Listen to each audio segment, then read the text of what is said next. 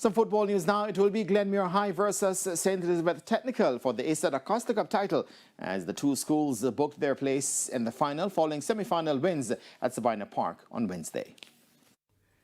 Glenmuir are the overwhelming favourites, but they would have been wary of what happened last year at this very stage when they lost to Garvey-Maceo High. And they almost found themselves in a similar trap when Dintil Technical showed their hand first. After a first half stalemate, Omani Morrison wasted little time in the second half as he needed just 2 minutes to put the Linstead-based school in front. But Dintil shot themselves in the arm by giving up a 63rd minute penalty, which was tucked away by Orain Watson to level up things. And the comeback job was completed in stoppage time, Orain Watson with his second to make it 2-1 as Glenmuir booked their spot in Saturday's title decider. We found it. That's really what's important. Captain Watson stepping up, winning the penalty, converting the penalty.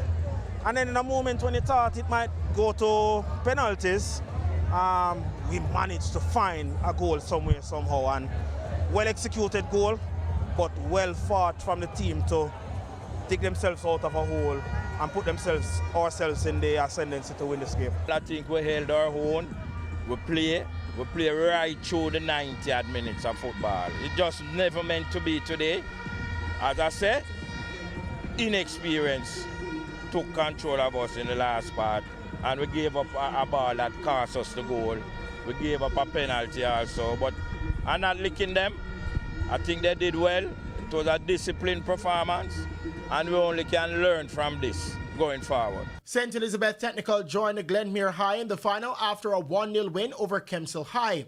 Both teams asked questions of each other before Kemoy Banton found the answer in the 48th minute to give STETHS the win.